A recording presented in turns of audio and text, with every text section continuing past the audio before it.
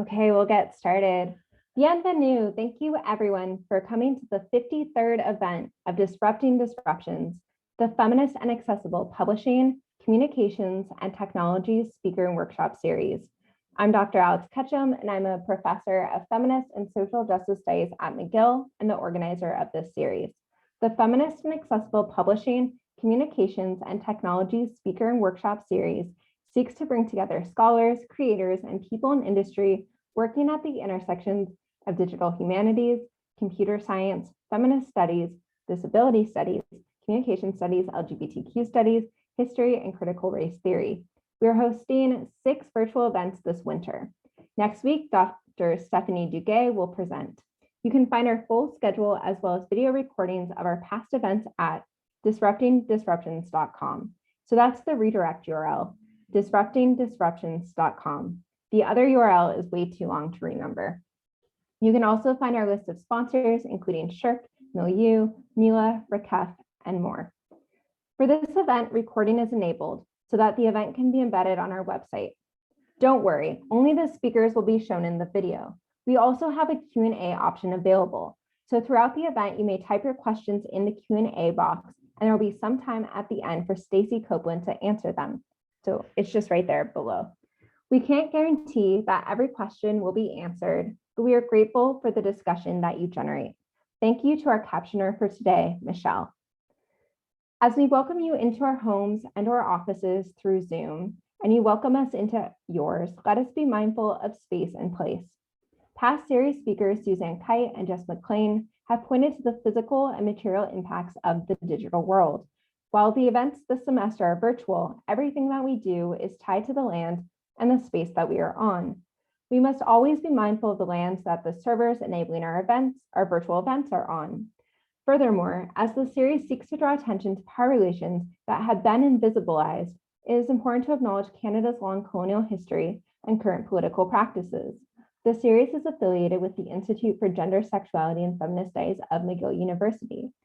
McGill is located in Tiohtià:ke, Montreal, on unceded Kanien'kehá:ka territory. Furthermore, the ongoing organizing efforts by Indigenous communities such as the Wet'suwet'en people at the Unist'ot'en Camp, water protectors, and people involved in the land back movements make clear the ever-present and ongoing colonial violence in Canada. Interwoven with this history of colonization is one of enslavement and racism. This university's namesake, James McGill, enslaved Black and Indigenous peoples. It was in part from the money he acquired through these violent acts that McGill University was founded. These histories are here with us in this space and inform the conversations we have today. As past series speaker, Dr. Max Liberone writes in their book, Pollution is Colonialism, to change colonial land relations and enact other types of land relations requires specificity. I encourage you to learn more about the lands that you are on. Nativeland.ca is a fantastic resource for beginning. So thank you everyone for coming here tonight. I'm delighted to welcome our speaker today. Stacey Copeland is a media producer and Joseph Armand Bombardier Shirk PhD candidate at Simon Fraser University School of Communication in Vancouver, Canada.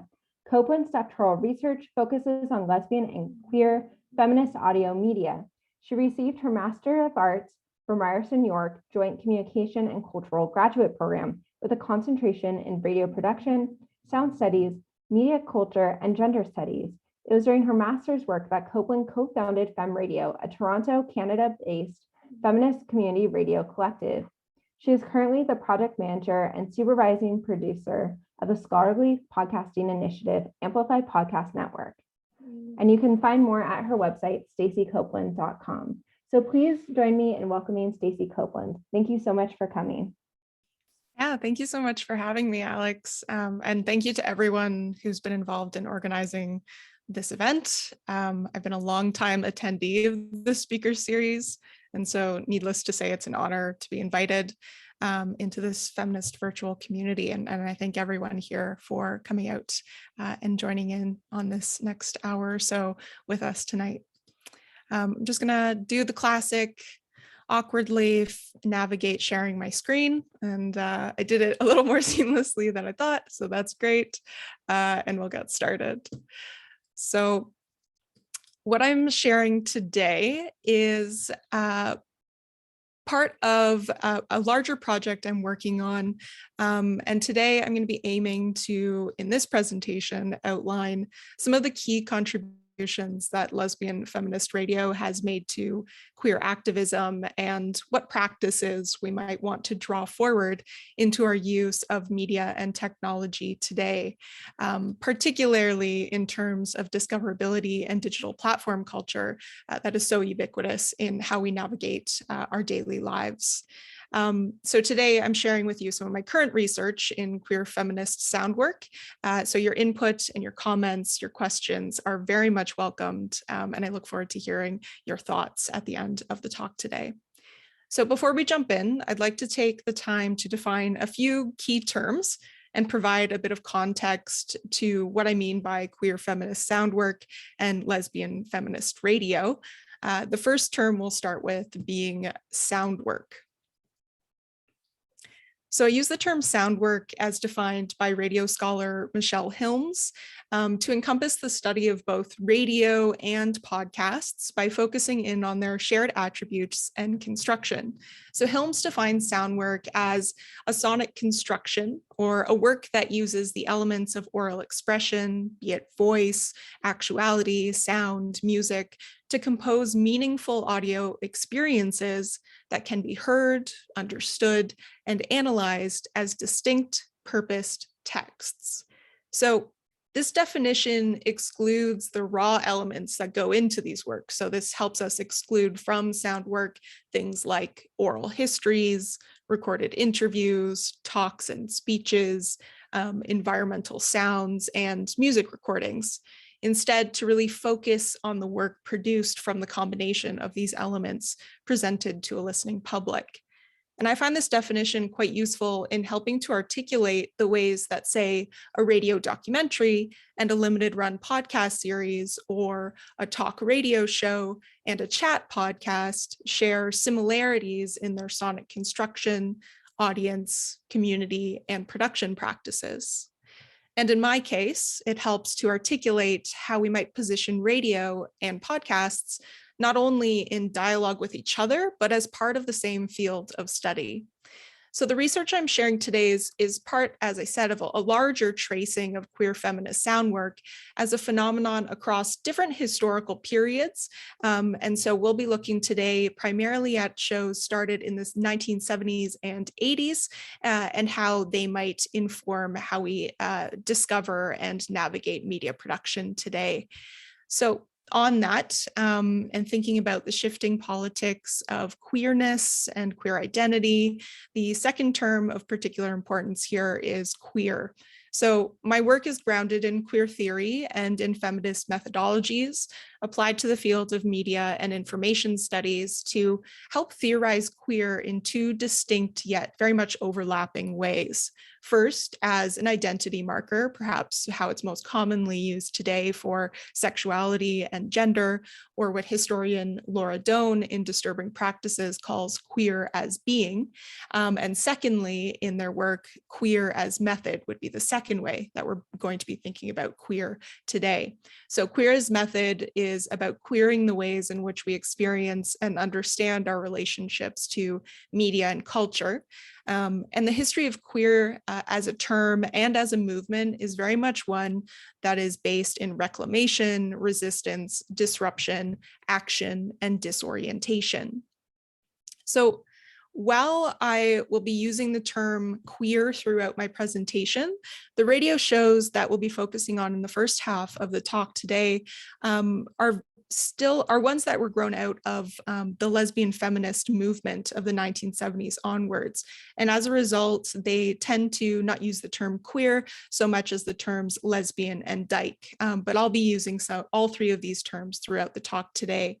So within Canada, organizations such as the Lesbian Organization of Toronto, or LUT, and the Lesbian Caucus of the British Federation of Women are noted as key groups grown out of this lesbian feminist activity, spilling over from the US and elsewhere to demand that feminism is the theory and lesbianism is the practice. And this is very much the ethos that the two shows that we'll be talking about off the top are embedded within what they're coming out of, which was a reactionary politics really against the white middle class heteronormative mainstreaming of feminism and the exclusion of lesbian issues from organizations within the women's liberation movement at the time.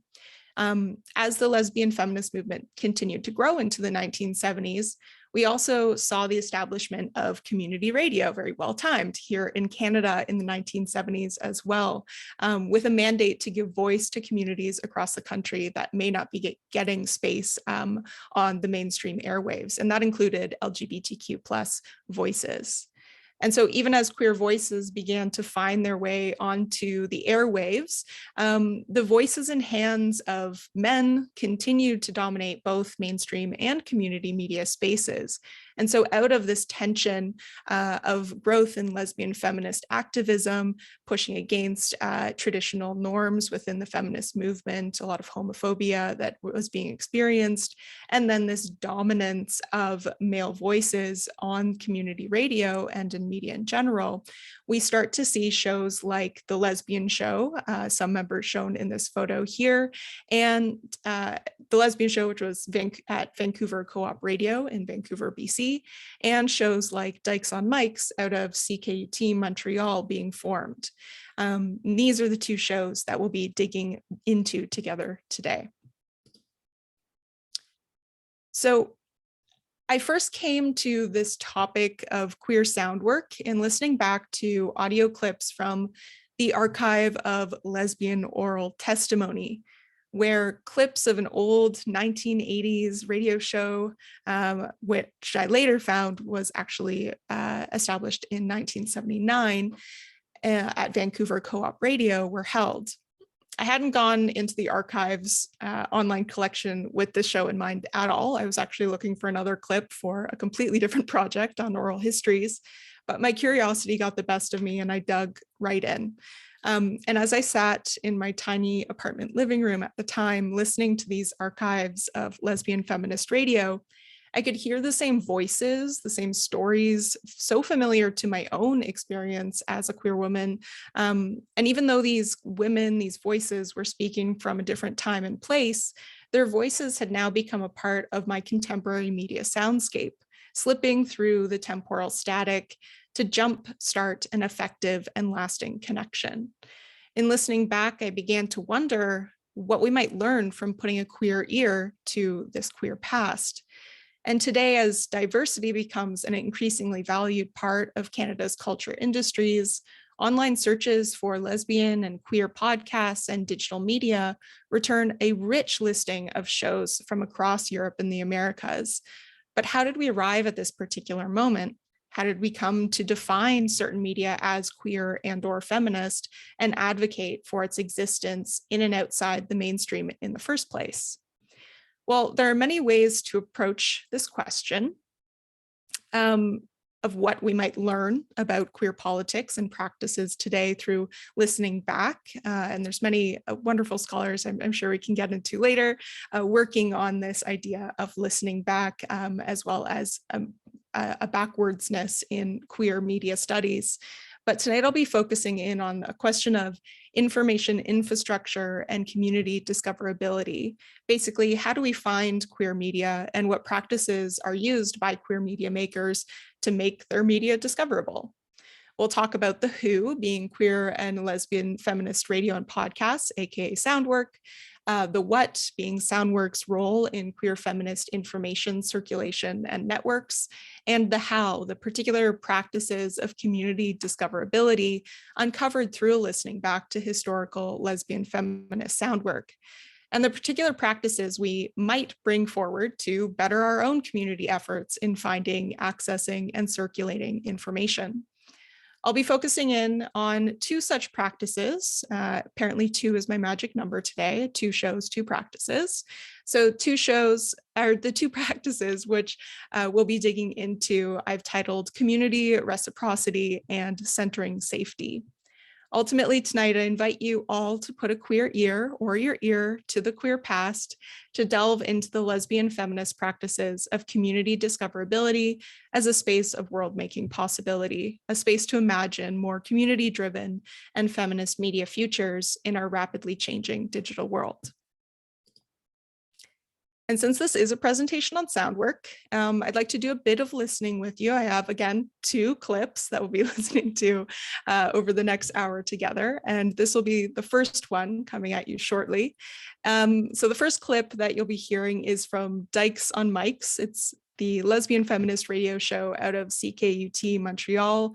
And this clip is from July 15th, 1991.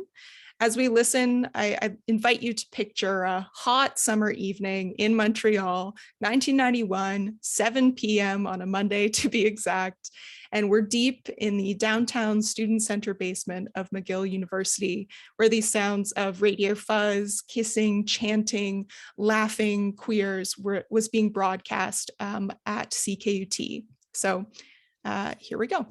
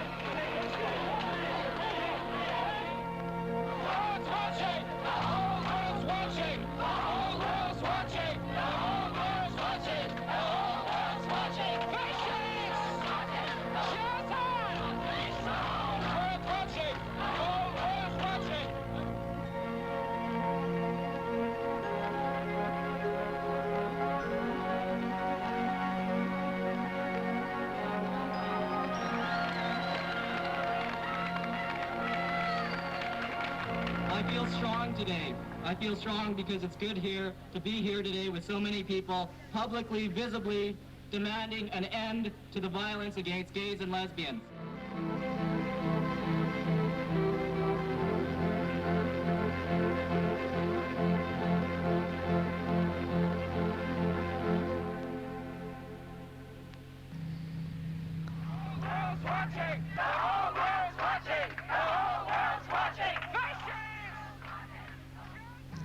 Good evening, Dykes on Mykes.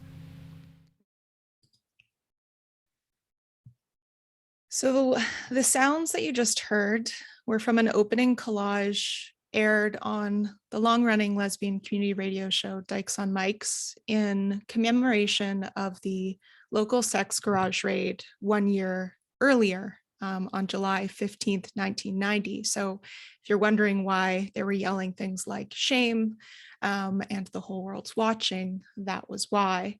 So the sex garage raids, much like other notable police raids on LGBTQ+ spaces past and present, the event shook Canada's queer community as gratuitous violence and arrested numerous people on that occasion. And as the chants fade, you can hear hosts Deb Van Slet and Elizabeth Littlejohn readying their microphones and saying, "You are listening to Dykes on Mykes."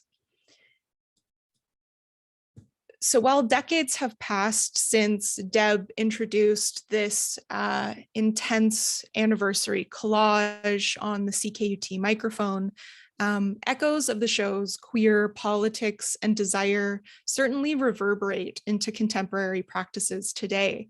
Whether previously aware of these shows' histories or not, listening back often evokes a revelatory experience and associative experience for queers and feminists, or as feminist Gail Rubin puts it, the more I explore these queer knowledges, the more I find out how much we have already forgotten, rediscovered, and promptly forgotten again.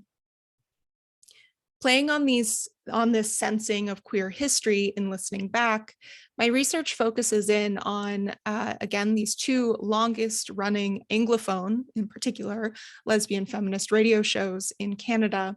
The first being Dykes on Mykes, which we just heard, which was established in 1987, shortly after Montreal's community radio station CKUT was founded. And the second being the Lesbian Show.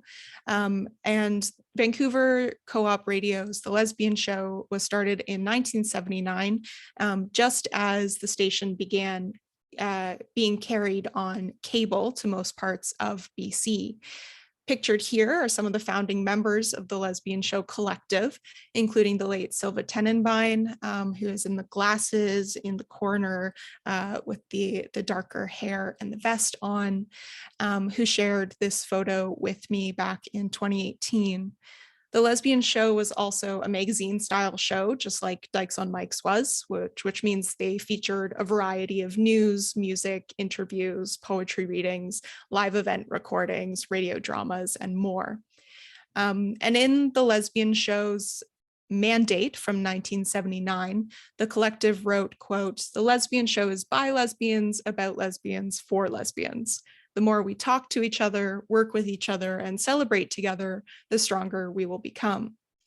This ethos of the mandate can indeed be heard in their broadcasts as well, such as the clip from the ALOT Archive of Lesbian Oral Testimony collection clip we will be listening to next.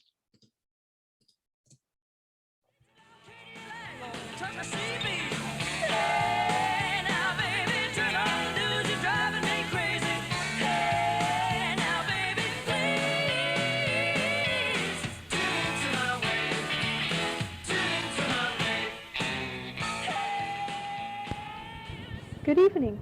It's approximately 8:30 and you are listening to the Lesbian Show on Co-op Radio 102.7 FM. My name is Kathy and I'm not your host tonight, but I am here to say a few opening words and tell you about what Co-op Radio has meant to me. A few years ago I found myself in an awkward position. I'd decided I was a lesbian, but I didn't know any other lesbians, and I was unaware that a lesbian community even existed. But when I went to the folk music festival, I made two amazing discoveries. One was Make Christian and the other was Co-op Radio. When I found out about the Lesbian Show and the Coming Out Show, I tuned in faithfully every Thursday. Through them, I learned about women's music, lesbian literature, gay pride, women's dances, marches, and many feminist issues. The radio was my only connection to other lesbians. Then one night was a show interviewing the members of a coming out group. I became a member of that group, and the rest, as they say, is herstory. So I can, in all honesty, say that the Lesbian Show has had an enormous impact on my life. I think that we in Vancouver are very fortunate to have our own show to tune into, or even to become a part of if we choose. Tonight is a marathon show as part of the station's membership drive. The Lesbian Show needs your support, so please phone in with a pledge or a membership to 684-8494 or 684-8495. Thank you for listening.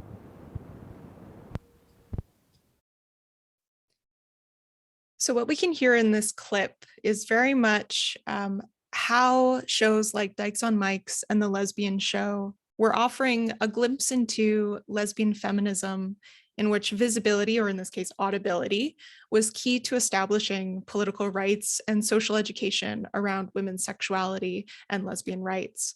At the same time, we also are hearing the ways in which the Lesbian Show was part of a larger community through Vancouver Co-op Radio, and being situated within Vancouver, within that geographical context. Again, listening to these shows for me is not so different from listening to, say, a contemporary queer podcast, but what has changed is the ability to reach a broader audience, often transnational audience online, beyond what the traditional broadcast radio tower would be able to do through its local focus and geographical reach.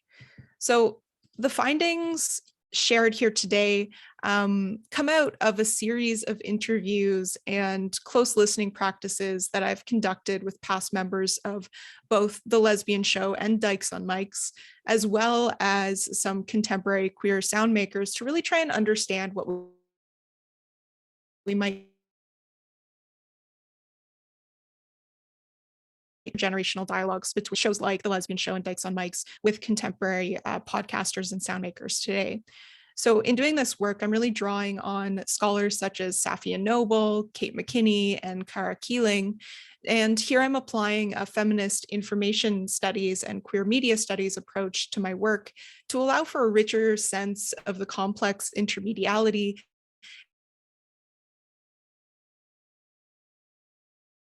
and as McKinney notes in their study of activism, quote, information is the object that moves through the application of specific media practices that form nation publics and shape their demands. Here I argue that sound work of lesbian feminist communities is a vital form of this information activism. As McKinney outlines, the term information activism describes a rich history of individuals and social movements across North America who, out of a frustration at the lack of documented lesbian history and out of a desire for that information, started generating that information themselves. Information activism is a community-driven activist practice across archives, telephone hotlines, newsletters, and various communication technologies, in which I would include radio and podcasting. How that information is categorized, accessed, and discovered is just as crucial as the information itself, to the ways that different communities come to understand themselves and each other. So as promised, I'd like to share these two key practices that lesbian feminism and lesbian feminist radio might offer towards some more sustainable and community-driven media futures as we move forward with new, more digital mediums such as podcasting. And the first key practice of discoverability that I'd like to look at is community. We're talking about community radio, since community radio is in fact tasked with the mandate to serve community.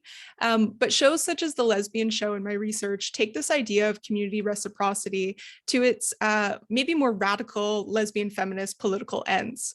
This meant for them prioritizing and supporting other lesbian feminist and queer media efforts rather than aiming for potential mainstream exposure or broader public exposure. So for example, the Lesbian Show frequently posted ads in local queer and feminist magazines such as Kinesis circa 1974 to 2001, which provided feminist, queer, immigrant, anti-classist, anti-able-centrist perspectives on news through the longstanding women's advocacy organization, Vancouver Status of Women. With limited explicitly lesbian spaces to advertise for local listeners and potential collective members, and to reach a wider potential community, the Lesbian Show's outreach tactics straddled the two worlds of feminist media activism and gay counterpublics. So also included here is the notable Vancouver LGBTQ newspaper, Angles, which was active from 1983 to 1998. It had a different name, which was VGCC News before that, and you might know it today in its newer form as Extra Magazine. So Angles at the time included a wide variety of materials in their publication run, including feature articles, readers' letters, news reports, opinion pieces, cartoons, event listings, classifieds, and more. And in my searches of how the Lesbian Show was positioning themselves within these larger networks of queer and feminist information activism, I found a trove of Lesbian Show community ad clippings at the City of Vancouver archives, where the BC Lesbian and Gay Archives now live. There are certainly many similarities in form and focus in the ads the Lesbian Show chose to submit to both Angles and Kinesis, one being for queer community, one being for feminist community. And the majority provide a listing of show topics for the coming month with 2 to 3 line descriptions, such as you can see here, November 8th, collective process part 2. A few collectives in Vancouver have operated successfully for years. How do they do it? We talk with members of some of those collectives. Or on the flip side for angles, December 1st, once again, get to know the Lesbian Show by its music with our newest member, Angie, and her favorite music. So most notably, these advertisements provide a glimpse into the most important topics within the lesbian feminist community at the time that they were being posted, from the 1970s through the 1990s from a Canadian viewpoint. And while the listing for Kinesis takes on definitely a more serious tone when we look at the titles like political and non-political lesbians, lesbians in isolation, versus the ones from or for angles around, you can read here, it says, find out the real festive secrets about Miss Claus in the Angles ad, in contrast to the serious tone of the Kinesis clipping. And in thinking about and analyzing some of this work, I went back to the interview that I conducted with one of the co-founders of the Lesbian Show, Silva Tenenbein, I pointed out earlier. And the way that Silva talked about how the show was grown out of frustrations with the male-dominated shared queer space of the Coming Out show, which was the original gay show on Vancouver Co-op Radio before the Lesbian Show was kind of established in retaliation as a distinctly women's space, in contrast to having to share the mic with the gay men at the station at the same time. Of course, they were on back to back, which Silva said created some conflicts coming in and out of the studio.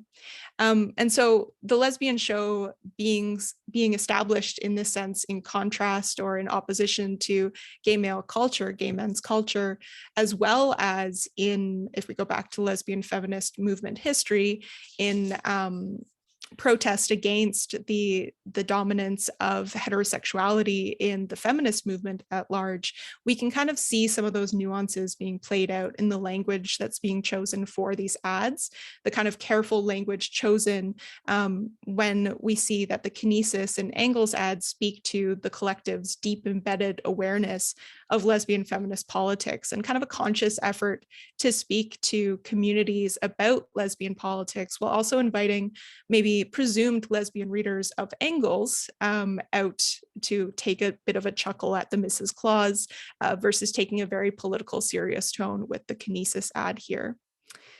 So while the Lesbian Show was first and foremost a local show produced for and by the Vancouver lesbian feminist community, as I learned from another former host, Cynthia, there was also a culture of tape sharing among lesbian feminist radio shows, perhaps a proto-podcast effort towards speaking across communities, across geographical space that, community radio just couldn't facilitate at the time.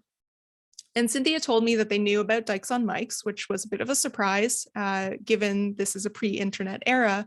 And it was because they actually got hold of a tape from Dykes on Mykes. We can imagine that traveling across country with someone to make its way to Vancouver Co-op Radio. And Cynthia noted it was just really exciting to know that there were other people out there doing the same thing. And this circulation of show cassettes and knowledge sharing between Dykes on Mykes and the Lesbian Show isn't the only case I've come across in my research of this kind of proto-podcast tape sharing. The two shows seem to have a long history of this type of material knowledge exchange. And we can see that in this ad on screen here. So another such example of collective efforts in sharing sound work outside the bounds of community radio and into the larger lesbian feminist information network is this tape service that the Lesbian Show set up. So it's currently unknown to me how long the program lasted for, but traces of its information sharing logic can be found advertised in Kinesis from February to April in 1980. And the tape service show listings read like an introductory course on lesbian feminism, from dyke separatism to women's music icons like Heather Bishop and Linda Tillery. Rather than a focus solely on the latest episode or topic of community interest, the tape sharing program shows a sort of intentional focus on the value of care and labor put into the episodes, and a sort of logic of prioritizing certain topics as core values of the show. And we additionally see this value in community reciprocity that I'm talking about here, of course, in the active involvement that collective members had in other organizations. So Silva had an active involvement in the formation of the Lesbian Caucus of the British Columbia Federation of Women, for instance, at the same time that the Lesbian Show Collective was established. And given that it's International Trans Day of Visibility, I especially wanted to take time to highlight another significant member of the Lesbian Show in my research so far, who is Dani McDonnell, Dani or Danielle, who was a host on the show in its later years and brought a voice of decades of experience in Vancouver's queer community from their work with Angles magazine prior to the Lesbian Show, as well as their active involvement as a stage manager with the Vancouver Dyke March, and the ways that they shared their experiences on the Lesbian Show with multiple generations of Lesbian Show listeners. So in addition to Silva's engagement with BCFW and Dani's embeddedness in Vancouver's queer community, many past hosts engaged in this kind of activist and community building initiatives outside of their radio work as well. Certainly too many connections of community reciprocity to highlight here today. So the second key practice of discoverability within the lesbian feminist radio networks that I'd like to share is centering safety. So in a pre-internet era, the close relationship between community newsletters and lesbian radio was not only integral to the circulation of community knowledge of information, but it also directly attended to a queer politics of safety through radio's ephemerality. So radio hosts would often read out lesbian print on air, drawing on key news stories and entertainment traditionally tucked between the thin newsprint pages of Angles or Kinesis. And for listeners who could not access print information themselves because of, say, location, lack of access, or simply because of safety risks, lesbian radio provided an essential community in sound. So sexual orientation became, here in Canada, constitutionally protected around 1995. But in interviews with former Dykes on Mykes hosts, they shared that many in their community continued to experience discrimination in their everyday lives, both prior and after these laws took effect, right? So for this reason, it was important to center safety throughout the decades of the Lesbian Show and Dykes on Mykes, to center safety and care in the stories they brought to their show, and to provide a space where queerness and feminism could take on many forms outside the popular homonormative urban middle class imaginary. For example, former host Deb would bring on all sorts of everyday lesbians, sometimes a plumber, a hockey player, a porn star, a filmmaker, a drummer, who knows, right? Literally, she would go out some days and just like meet somebody on the street and be like, hey, would you like to come onto the show? So guests could decide then if they would like to provide their real name or workplace or any sort of specifics, or if they'd like to use an alias depending on their comfort and safety on the microphone.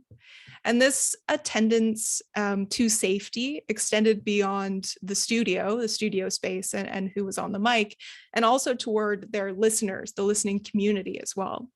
So on air for the better part of a decade, Deb would occasionally get noticed in public for her voice on Dykes on Mykes by listeners.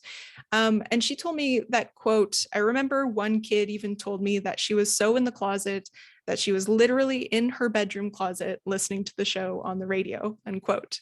And similar to Deb's recollection of these sort of safety politics involved in radio listening practices, Silva from the Lesbian Show shared this memory with me, quote, we started to get mail from remote places saying, we love your show and we live in Abbotsford, and we get into a car and keep all the lights off and turn the radio on and listen to your show because we can't afford getting caught in the house, unquote. While having a lesbian newspaper or pamphlet physically on your person could cause issues with police or at home for individuals without the power or privilege to safely navigate those interactions, listening to the radio can be an emancipatory act. There's no need to enter a physical space, such as a bookstore or a bar. There's no purchase price aside from the radio, which additionally provides access to other various local radio programming. And unless you're planning to deck your radio out with Katie Lang stickers and rainbow decals, there's nothing obviously queer about it if you get caught with it on your person. By positioning radio listening as an emancipatory act, as in the case of Dykes on Mykes or The Lesbian Show, we can more fully imagine these rich moments of intersubjective experience curated through this safety logic of radio sonic modality and utilitarian interface. So with these two key practices of lesbian feminist discoverability in mind, being safety and community reciprocity, let's move forward in our timeline to look a bit about what we might take away from these two key practices into our present podcast moment. So shifting back, right, to this question of what we might learn from lesbian feminist practices of discoverability. In my work, as I listen back over video chat over Zoom with present day producers behind queer podcasts like The Heart and Queer Public, questions and concerns about how we find, access, and circulate queer media today became a central theme to a lot of the discussion. And today, with over 1.2 million podcasts on Apple Podcasts, with at least 4 episodes as of 2021, with that number continuing to grow, with such an abundance of content, many queer shows find themselves limited by the affordances and logics of podcast platforms in how they can make their shows discoverable to potential listeners. So prompted by these concerns shared with me and the conversations I've been having with queer podcasters today, I began to look critically at the datification of Soundwork and the ways in which shifting to distribution via podcast platforms from the traditional safety practices and community reciprocity established over decades of lesbian feminist radio, how that has changed our interactions with Soundwork. So podcasting, just like radio, isn't explicitly outlined in a lot of discussion of lesbian feminist media technologies, but this type of sound work plays a remarkable role in our information activism today. While the discoverability of radio shows like Dykes on Mykes and The Lesbian Show were part of a rich network of newsletters, of tape sharing, of dial surfing, of queer sound work. So today, when we look at podcasting, it can certainly be said to have a leg up in its potentiality for awareness across distance, right? You can access it in different countries, access it in different spaces all across geographies. This is all well and good, but only if we can actually find the podcasts in the first place that resonate with our communities and our identities and our interests in the first place.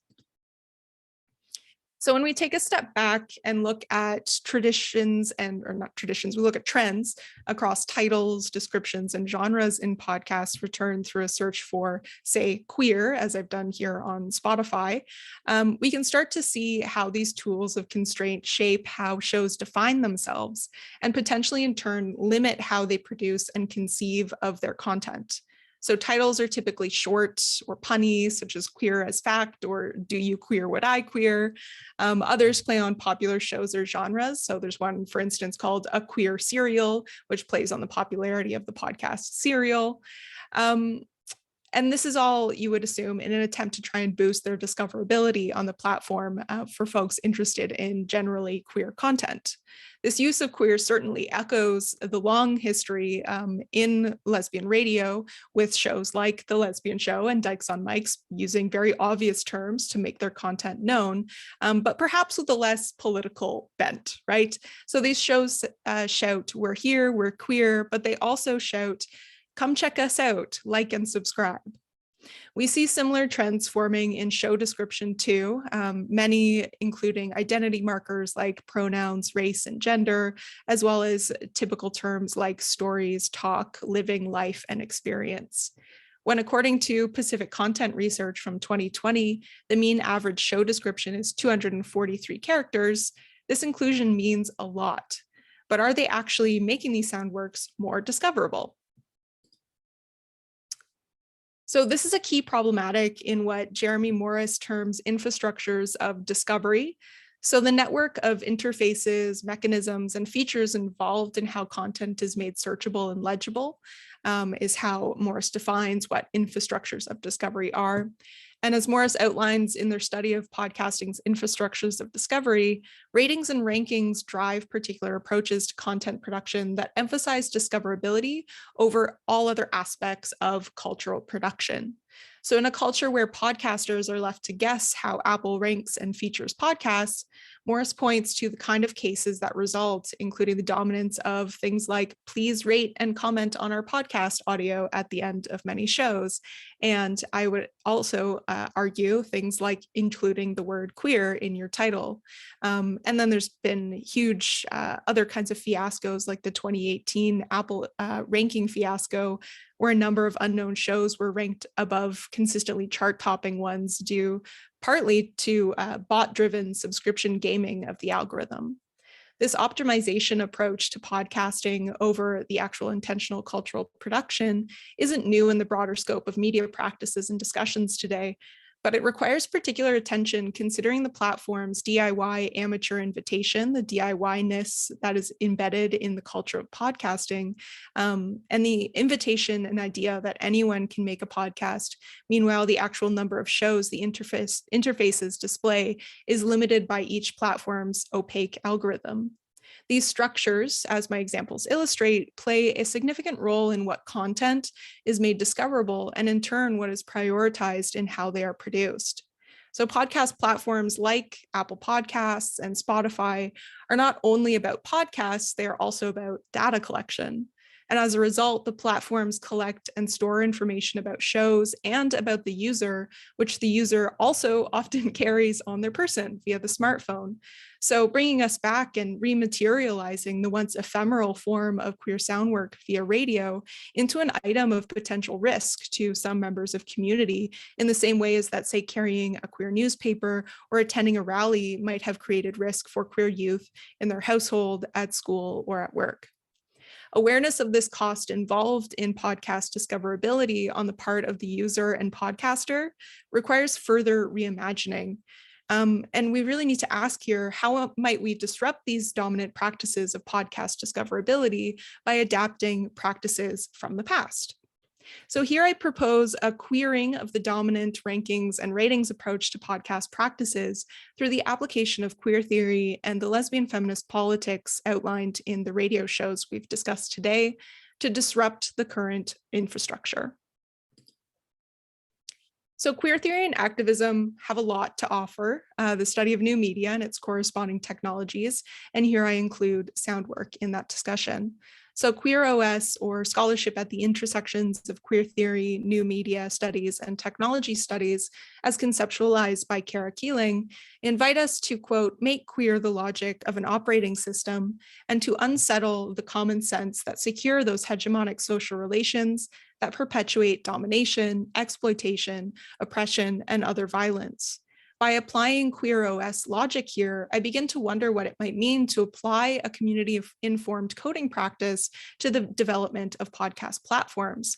What would it look like to treat a podcast platform like a radio interface? What would it mean to log onto your favorite podcast platform and have it be constructed with a queer feminist politics at the forefront? So while there is yet to be an ideal Queer OS approach to podcast industry, what we can start to look at is other experimental projects at the forefront of these conversations. Projects like Queer Technologies Transcoder, and Queer Technologies out of UCLA is an organization interested in critical applications and interventions to further queer technological agency. And they created Transcoder as a queer programming anti-language. Has no functional implementation, but the project uses coding language like API, libraries, license, and execution to reconsider how we perceive coding structures as neutral or non-political. And so through this idea of queer OS, I also want to invite us to consider how we might position Dykes on Mykes and the Lesbian Show in similar ways to projects like Transcoder. Not that Dykes on Mykes or the Lesbian Show were coding projects in any of the common ways that we think about it, but they were really trying to radically rethink the radio form out of its neutral and non-political role. And as a result, came up with some interesting practices when it comes to safety and community priority in that particular technological space. So what might this integration of queer safety factors into podcast platform design look like? Well, in reimagining these practices towards a queer podcast future, I started to dream about a platform feature where, say, the user can opt to have particular podcasts excluded from their listening history to avoid AI-generated ads and suggestions across other applications, and where users might rename their favorite podcasts or swap out the cover art with pseudonyms or faux art to avoid safety risks in subscribing or listening, whether it be at home or in public. And we might even build in a community-focused randomization function, right, to help mimic that dial browsing, that surfing the radio dial of the traditional radio interface, something akin to the play something button recently incorporated in Netflix, but without maybe the algorithmic bias that might be behind that particular parameter. So dreams of applying lesbian feminist community radio practice offers a starting point for me in how we might reconsider redesigning podcast platforms with queer safety and discoverability in mind. But these steps continue to feel very far from reality, given the current prioritization and celebration of problematic figures such as PJ Voigt and Joe Rogan in the podcast world.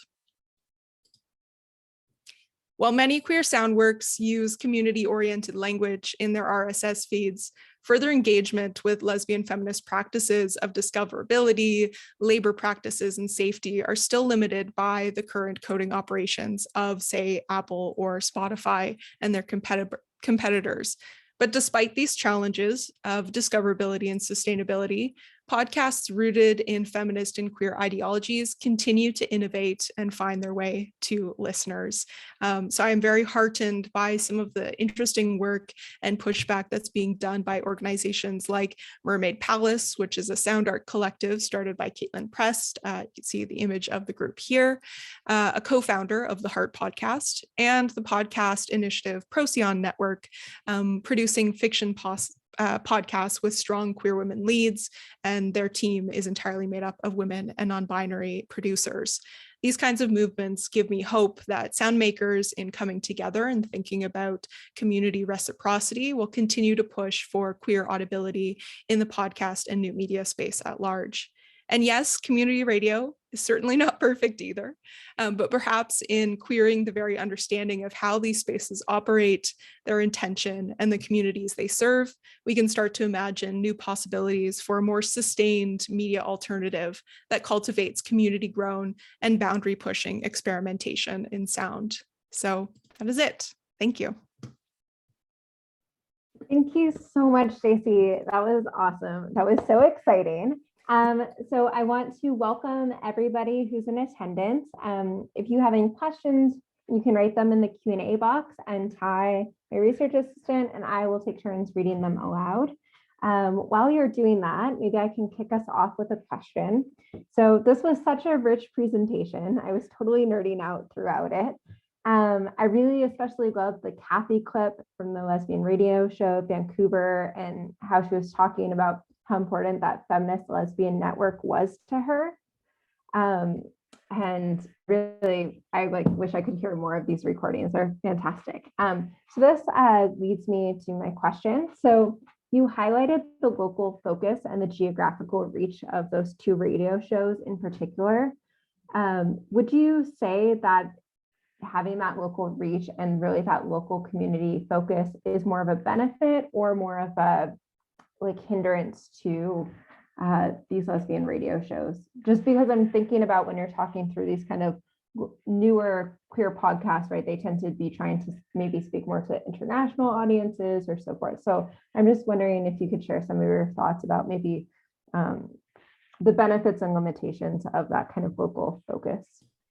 Yeah, this is something I'm grappling with a lot. So right now, the way that podcasting is kind of set out in its logic as this, you can be anywhere, do it in your bedroom, talk to anyone around the world kind of mentality, does have its benefits, as I've outlined, but at the same time, it's creating some really universalizing notions of queerness that aren't necessarily rooted in local experience and context in the same way that community radio shows have been able to do and still continue to do today. And so I think there is a real benefit in that. But some of the conversations I've been having with other queer sound makers today is around, there just isn't a lot of support, as in funding, I'm talking about cash under capitalism, to make a lot of local content. And so that's one of the biggest limitations in trying to get local stories out there. And there is a desire to make those stories. And I think there's a desire to hear those stories, but the case is really hard to make still. And so that's where a lot of the limitations come with community radio, is that it is completely volunteer driven. And now we are in a world where that scarcity of space to get out there into the world no longer exists. And so I'm hoping one of the things I didn't get to talk about today that I would love to bring up, of course, is that in listening back to community radio, we might also think about the value of local stories and context and situatedness when it comes to politics. And that, of course, goes into larger discussions around scarcity of queer spaces too, especially during COVID. A lot of queer bars have closed down because, again, increases in cost of rent and spaces that they've historically been in. I think the same thing kind of happened to community radio. Both the Lesbian Show and Dykes on Mykes went off air about 2016 or so. Still trying to pin down the exact time on those, but that tells us something about the particular time, because we saw the real boost and uptick in popularity of podcasting around 2014. So that really was a shift in logic in what was valued around what kind of media we should be taking part in and what that sounds like. So there are some really great podcasts out there taking a local focus, but they're pretty far few in between. And so I would like to hear a lot more of that. Fantastic. I mean, I have lots of questions I can ask. We're still waiting for more people to write into the Q&A, but Ty, I was wondering if you had a question, not to put you on the spot. I can ask another, but while we await other questions. Yeah, I was super interested in you talking about the politics of discoverability.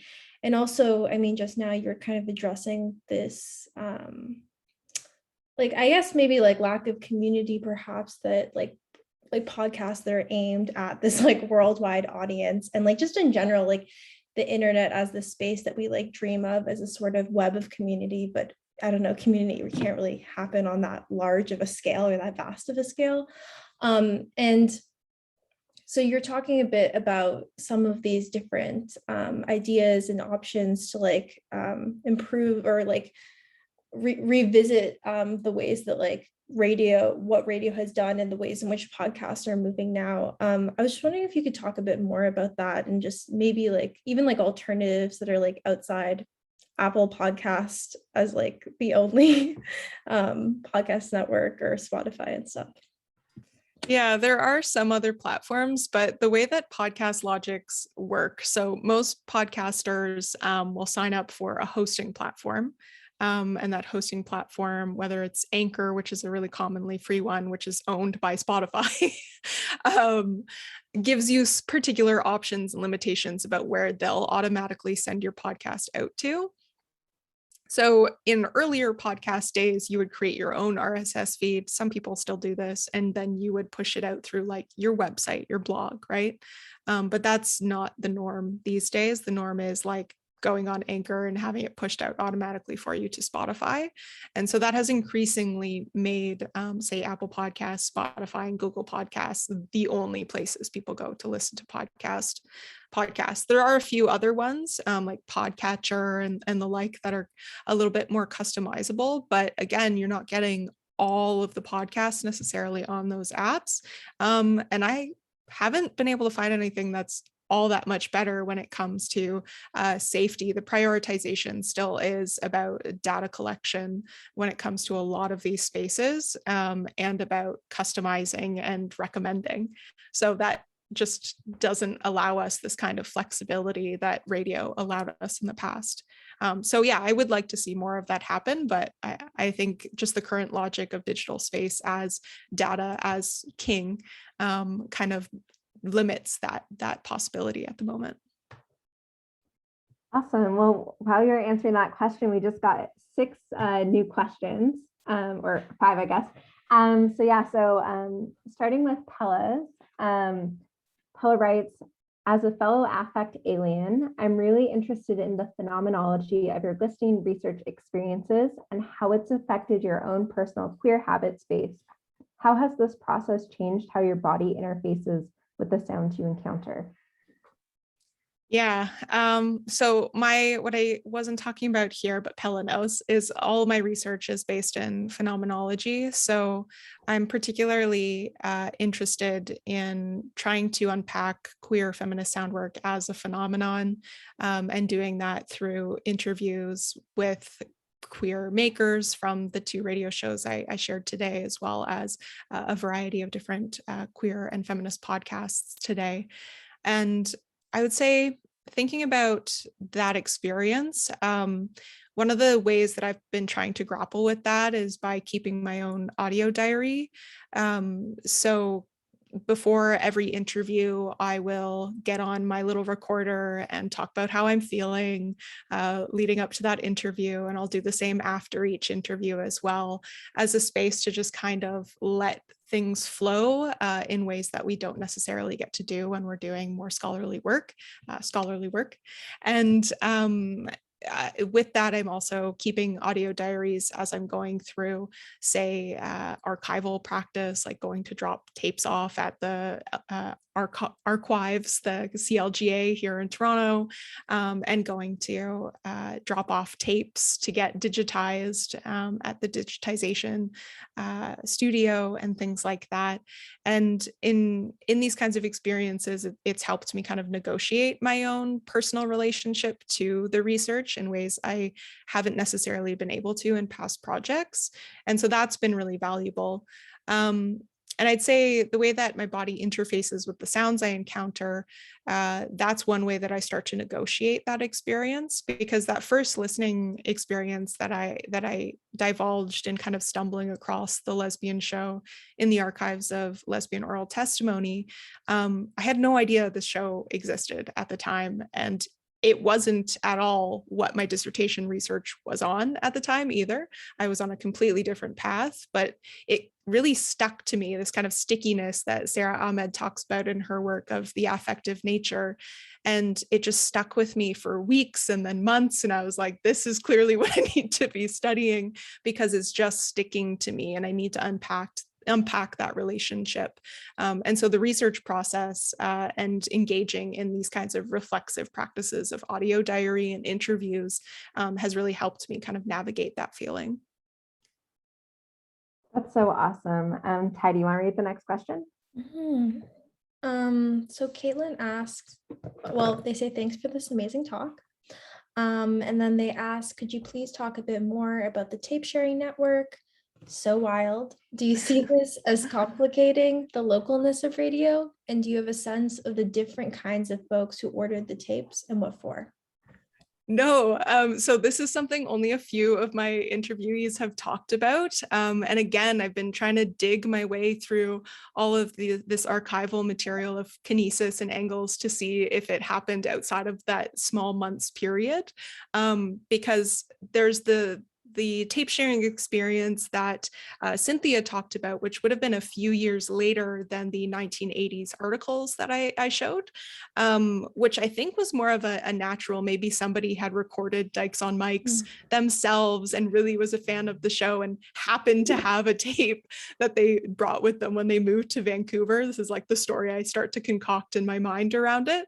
And they weren't really sure where the tape came from. So there's a lot of this kind of guesswork that happens in how these relationships started to form. But there's other recordings where some past members of Dykes on Mykes came onto air on the Lesbian Show when they were, say, in Vancouver. They happened to be there. And so they're like, hey, I'm going to stop by the studio because I know this show exists there and say hi and jump on the mic. And so there's clearly some sort of tape exchange and content exchange happening there.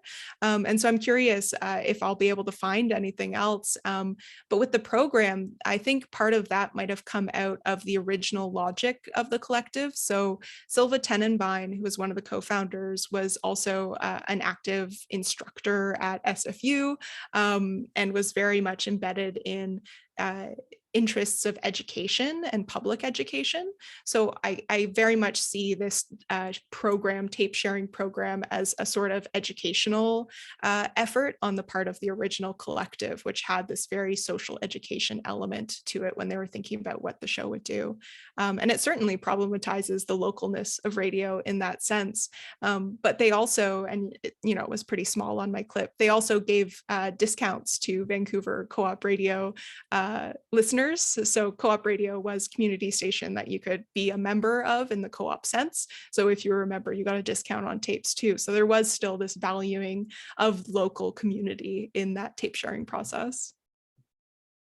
Wonderful, thank you. So the next question comes from Caitlin, who first of all compliments the talk.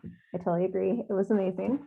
And then Caitlin writes, I want to ask a question about your ability to access archival materials. Caitlin also does work on lesbian feminism and has frequently encountered physical AV collections in archives that she has had to find funds to pay to digitize herself in order to access them. So she asks, has this been the case for you, and how does that speak to the kind of discoverability challenges community members may have when trying to listen in the past? Oh my God, yeah. So in talking about keeping an audio diary of me going to the archives, one of the things that happened during my interview experience was Deb, who was one of the people I showcased here, was like, oh yeah, I have a box of like 50 tapes sitting in my house somewhere of Dykes on Mykes. Let me see if I can find it for you. And so that then became, getting somebody I knew from Montreal to bring the tapes to me here in Toronto during height of COVID lockdown times, and then digitizing them all myself, because that material didn't exist in a digital form yet, didn't exist in an archive yet, but I knew it would be valuable to listen to for my research. So a lot of time was spent on pause of writing and researching to just digitize and listen. And then, I took it upon myself to apply for additional funding grants to cover the costs of digitization, equipment and material. Luckily, I have a background in media production and sound production, so there was no additional learning for me to do that process. And then I donated it all to the archives under Deb's name. And then I also received a bunch of MP3s from Dana McLeod, who was a later host of Dykes on Mykes, and facilitated the process of having those also donated to the archives under her name, so that there was a larger collection of that material out there. The Lesbian Show somehow was saved by Vancouver Co-op Radio at some point in time, a good chunk of the collection, and is now available completely digitized in the City of Vancouver archives. And then there's a small collection with the Archives of Lesbian Oral Testimony, but that's all pretty new. Yeah, very, very new that these collections have been out there in the world. So yeah, it's definitely a big challenge. Amazing. That's such a big undertaking, but amazing. And you're saying that they're at the Toronto archives, the one that's... Yes, Dykes on Mykes is nice. in Toronto. I know. It's not the Montreal archives with the cute. Yeah. Okay, cool. Wonderful. Ty, would you like to ask the next question?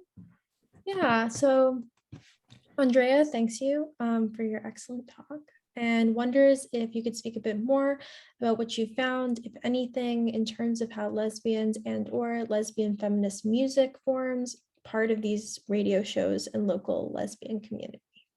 Yes, yeah, music was a huge part of it. So as you heard, I added a little bit of the Katie Lang intro in the Lesbian Show clip that I played. And that's because that was their intro music at the particular time that that clip is from. And it shifted throughout time. So their intro music changed from 1979, basically decade to decade, depending on, what best represented the community at the time, the community that was making the show. And with magazine style shows, there's usually bits of music played throughout. So they'll play a song as a break in between interview segments and the like. So music was a huge part of it. And then later in the Lesbian Show and Dykes on Mykes, it became even more music heavy in a sense. So one host of the Lesbian Show, for instance, was also very actively involved in the Vancouver queer music scene. They were a performer themselves, so they would bring on artists all the time to talk about music and play music. And I've been working on in another part of this project in kind of articulating how music is used as a way of communicating identity and subjectivity. And it was a huge part of both of these shows for sure. Wonderful. I just keep thinking about when you're talking about Kathy going to the Meg Christensen show at the Phil concert. Meg Christensen is everywhere. She's in the archives all over queer archival work. She's heard a lot. Okay, so Cait writes, first, thanks you for such a wonderful presentation. And then they write that the subject is a really interesting area to think about disability and accessibility. What role, if any, do these topics play in your current research, or do you have any suggestions for scholars working at the intersection of disability studies and queer soundmaking? Not as much at the intersections of disability studies and queer soundmaking, but if you are, I would love to hear about it, that's for sure. There's just not a lot of scholars talking about queer sound yet. Sound studies is still a relatively newer field of study, and it's crystallized cultural sound studies since. But on disability studies and queerness, there's got to be a few people I can recommend. Of course, I'm going to go blank on it right now. Alex, any recommendations while I try and get my brain working? Oh, you're putting me on the spot right now. I'll think about it. Okay, I'll also let you know if I think of any before our next class. Okay, perfect. It's one of your students. I'll send, I'm trying to think, there's Allison Kafer, who wrote Feminist Queer Crip. That's always a text I go back to, but I know there's other people that I've cited that I could share. So maybe Alex I can send you a few to share with your students. Wonderful. And an anonymous attendee wrote Petra Coopers, whose work I'm not aware of, but that might be a space to look. Thank you to the anonymous attendee who wrote that. Awesome. Ty, would you like to read the next one? Yeah, an anonymous attendee said, given the expansion and upward climb of podcasting, do you think that there is even space for community radio to quote unquote come back? Mm-hmm. Yeah, this is definitely an ongoing discussion in community media at large. And I think it really depends on whether in Canada, in the Canadian context, we get a loosening of regulations about what is allowed to be produced in community radio spaces, the regulations and restrictions about music content online, which there's been a lot of advocacy and changes happening just in the last couple of years about. But there are starting to be some community radio stations also putting their work out as podcasts or producing specifically podcasts. And I would like to see a lot more of that. I would like to see governments and public bodies supporting that, because for some reason, a bunch of universities the last couple of years have been making podcast studios when they already have community radio stations. And so there's this clear disconnect between radio and podcast that I'm trying to start to remedy with using terms like sound work. And I myself have been very active in community radio and very much thank everyone that I've come across in those spaces for who I am and what I'm interested in today. So I would like to see universities and publics and governments supporting those spaces more and moving them towards creating podcasts and working in new media space. I love that point you just made about the creating of those podcast spaces, and it's also interesting, right? They're oftentimes in libraries, whereas the community radios in the basement. of student centers or in other kind of like buildings on the edge of campus. So even just thinking about what is actually being centered. Completely, yeah. Versus like the podcast studio and maker space being front and center in library spaces in a lot of universities today. Definitely. I'm going to give folks just another moment if there's any final lingering questions, and maybe are you okay if I ask you another? Yeah, go for it. I'm kind of curious about, so, you know, some of the timeframes for these radio shows, they expand over, what I'm assuming is, if not completely different generations of lesbian feminists, at least, you know, age gaps of different people involved. And so I'm wondering if your work touches on kind of knowledge sharing between one group of hosts to the next group of hosts, and like how some of those different generational relationships played out. Yeah, so some of my favorite stories are about some of that intergenerational exchange. So Danny, who I featured on one of my slides, was on air when another host, Irene, came in, and they were 20 years apart. They were working together on air in this space, which again, you don't get that space when it's not local as much, that intergenerational, multi-generation conversation. And Irene talks about Danny being a really key figure in Irene navigating their own identity and valuing of queer culture and queer elders and queer history. The translation of knowledge of the show also gets passed down in this way, which a lot of the hosts later on who were hosts in the 90s, 2000s, and 2010s talked about, even though they weren't identifying as lesbian feminists, so it's very rare anyone identifies with lesbian feminism anymore because of a lot of the issues around radical feminism and turfiness that has been associated with the movement as well, and shifting towards more nuanced understandings of sexuality and gender. They're more often would associate themselves with queer feminism or queerness, queer theory, and feminism. But they still kept the names, right? So it still stayed the Lesbian Show and it still stayed Dykes on Mykes because they saw an importance in honoring the queer history and queer spaces and queer people that came before, and a way of sharing that knowledge and continuing that history through keeping the same names and through keeping that space and that particular time slot constant over the decades. And I mean, I was so impressed when I found how long both of those shows had been on air for, which is quite impressive considering it was all volunteer work. And yeah, so I also had that experience in talking to folks at Dykes on Mykes as well, where they, you know, would come in, meet the hosts, maybe not in the radio space at all, but like out at an event or a rally or something, and they would be like, "Hey, would you want to come host this radio show with me?" And create those friendships and that intergenerational dialogue through being on air together in that space. Wonderful. Well, that's super interesting. I'm so excited about your research. And thank you everyone who came. Thank you everyone who wrote in questions. We really appreciate you being here. Of course, thank you, Stacey, for such a great presentation. Thank you, Ty, for writing some of the tech stuff. Thank you, Michelle, for doing the captions. And I want to invite you all, if you're interested in thinking about the queer women and technology, next week, Stephanie Duguay is launching her book, Personal But Not Private. And I forgot the second part of the title of the book, but anyways, it's kind of around like queer women's use of technology, such as social media, dating platforms, and other related topics. And so I hope you can join us for that.